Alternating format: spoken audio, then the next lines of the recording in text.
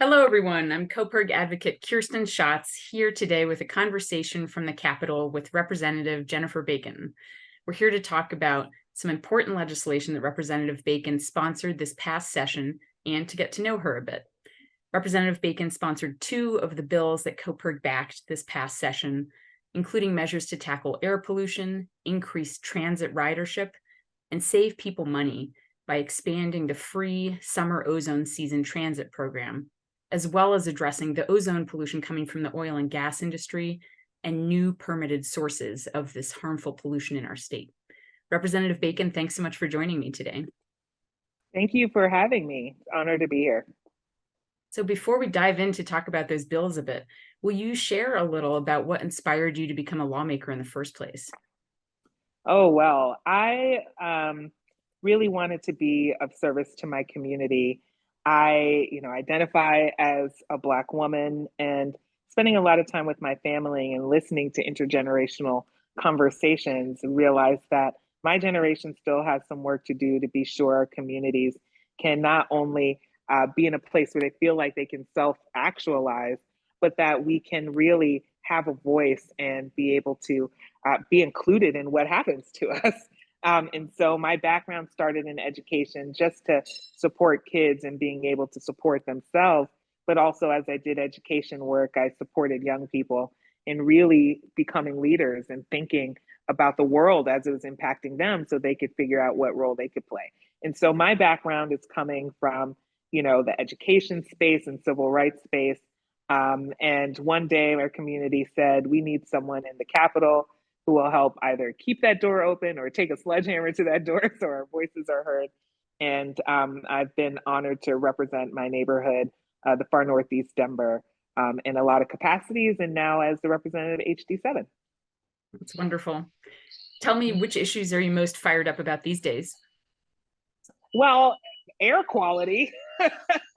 And so for me, I tell a lot of people, I was not the environmental lawyer or the person who spent a lot of time knowing what all the toxins were. But the thing that I did know is, with my own eyes and with my own background, it seemed like certain communities were impacted by terrible air quality more than most or others, and they tended to look like me. So you'll hear me say, I may not know what the APCD, COGCC, and Max means, but I do know injustice when I see it.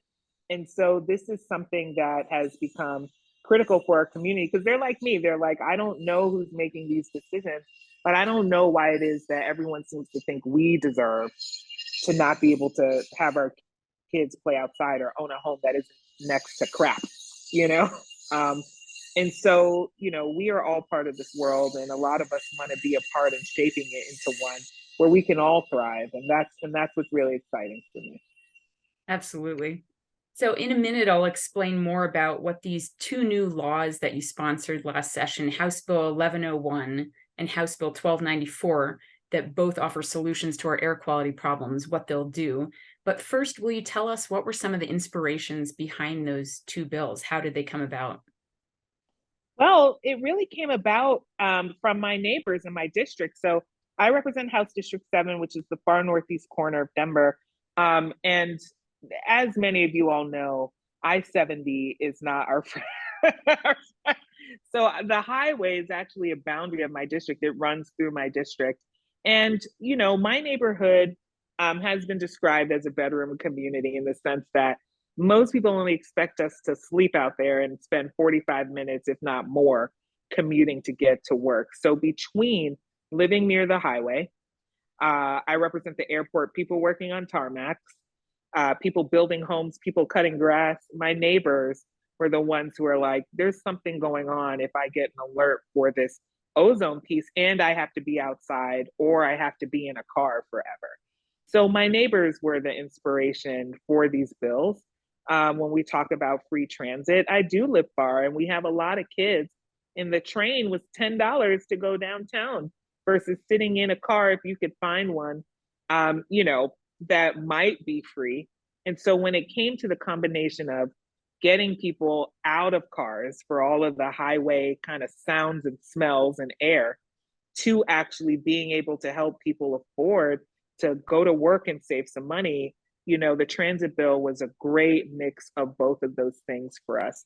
And then when it came to the air quality work, a big part of the ozone issues, as I've been learning, it, are about the things that we can control. What are we digging and pulling out of the earth, to how many cars are on the road, especially at a time where Colorado's done nothing but just balloon in growth. And so there are people who live around these things who are bearing the real brunt. And a lot of people in my district happen to be those people. And so for me to be, a true representative to what's going on in my communities, I had to take up these issues. Well, we're so glad that you did. House Bill 1294, as you know very well, was aiming to address ozone pollution from the oil and gas and related sectors, as well as consider reforms to the state's permitting process for allowing new sources of air pollution. And it's also going to provide more avenues for communities impacted by air pollution to make their voices heard. And then another thing that 1294 did was set up this interim legislative committee to dig in on ozone. And the interim committee, which you're chairing, of course, kicked off this past week with its first meeting. So I'm curious what you're hoping to see come out of that committee work this fall. Yes, well, I'm really hoping to see legislation come out of the committee work to help us solve for one critical problem or question. The way we are operating right now, it does not have us in compliance where we should be as a matter of federal law. But more importantly, what that federal law compliance really represents is operating in a way that is healthy for our communities. And so, the federal government, when it comes down to it around air quality, says there should be no more than X amount of parts per billion of the air that has ozone in it. And that number is around 70 parts per billion. And where we seem to be operating from our readings is a range between upper 70s and 85 parts per billion. And what that just represents is the stuff in the air that makes it unhealthy for us here in Colorado.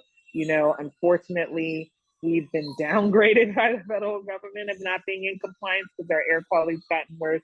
And the American Lung Association has rated our state as an F for air quality. So the purpose of this committee is to put that fact, if you will, on our foreheads so we can't avoid it, and to work as a matter of the legislature and with our agencies to figure out how to get us into compliance, to figure out how to get us healthier. And so we are looking at the things that we can control that contributes to ozone. We can't control the weather. I mean, we should actually have the climate change conversation. Right. And, we can't control, if you will, when the sun's going to shine, or unfortunately, we can do more about wildfire. But we can control things around our cars and transportation, and also our oil and gas operations, because the digging, as well as the operating, is what is contributing by way of nitrous oxides, right? And some of these particles, that is part of the big sweep that is ozone. And so this committee is to put all the things on the table, and hopefully we can have honest and not necessarily adversarial conversations. It may turn into that because there are things that people want to protect, but we also have to be honest about how we're operating. And I think the point of this committee is to not be able to hide and put things on the table so that we can make educated decisions on what we need to do to get into compliance. Well, it sounds like a good plan and a worthy effort. And thank you for your leadership on that committee. So turning to House Bill 1101, that expanded the grant program to allow transit agencies across the state to build on last year's success and offer even longer periods of fare-free transit during this summer's peak summer ozone season. And as you know, the idea is that it makes it easier for people to give transit a try when you remove just one of those barriers. And hopefully we can reduce car trips and air pollution during the months when our ozone typically spikes to levels that makes our air really unhealthy to breathe. Hopefully a lot of those people who are giving transit a try will form some new habits and keep riding the bus or the train even after the fare-free period ends. I think you agree, and as you've already spoken to, the more we can give people more choices, more options for getting around than having to always jump in the car, the better. So I'm curious what inspired you to sponsor this law, and what do you think the legislature can do from here to further support increased transportation choices year round? Yeah, well, again, I'll say like my own personal experience and that of my neighbors really inspired this of having lived far away from a downtown center and seeing again with their own eyes. And I will say, I personally have some work to do. I'm a single driver in a car and I feel bad about it. I really do. But we got to But, fix the and system, right? you know what I'm saying? Yeah. I mean, in making decisions, we were really excited to have a train. I live by the airport, right? That goes downtown, but it just wasn't even priced for a commuter. And, don't worry. I mean, RTD, we talk a lot, but, $10 one way. And all of a sudden there are 20,000 more people in the area. And it's miserable. It sucks driving and bumper to bumper traffic. I don't read anymore. It's a whole thing. And so, it just really inspired us to be like, we are growing, at least here in the Denver metro area, across the state. There are certainly different conversations and similar conversations, but it's like we have to be better equipped because we know we are a state with this mountain range that keeps some of this air. And if we know we can't breathe, but we keep building houses for thousands of people and we don't become a part of solving a problem, then we've just missed opportunities and we have no one to blame but ourselves. And so that was really some of the inspiration. Also, I do believe that, people will use public transit if it is accessible. I think there are whole communities that we also have to be honest, not everyone has a car, and transit is a big part of monthly costs. When I ride the bus, I see families, I see little kids, and to alleviate that pressure for them so that they can operate in a way where they can put money back into their household and go to work. I always struggle with having to pay to go to work. It's just crazy. You know what I'm saying? Especially for people where those dollars are tight. If we could provide any sort of alleviation while also introducing ways for people to get out of their cars and talking about accessibility, then it's a win-win. So we have state interest as a matter of supporting our neighbors financially, which also includes the cost of healthcare, right? And we have a state interest in cleaning up our air quality. And if this is something that we can make investments in that get us those wins, then it's a good idea. And so I'm grateful to have been a part of it. I'm grateful to think about the long-term implications and what we've learned from it. And it seems to be like a program that is worth continuing to invest in. Well said. Is there anything else you'd like to share? No, I would like to always thank all of you and CoPIRG. It's always fun to have people who know what they're talking about in the room, but also people who share their experiences. I mean, at the end of the day, I say sometimes the legislature is not just the maintenance team. We are the system builders, and the things that we are experiencing are man-made occurrences. So let's change them, and we have the power to do that. So I hope everyone knows that your presence and your voice is critical in changing laws, because this is what we are here to do. We need to be responsive not only to our neighbors, but to the times, and the things that CoPIRG has really shown up to support have done just that. So thank you all for your time and your commitment and your efforts. We really need it, like on behalf of myself as a neighbor here in Colorado and all our neighbors across the state. We're doing some good work. Absolutely. And thank you again for joining me today. And we appreciate your leadership on these important issues and your insight on this process and on this movement.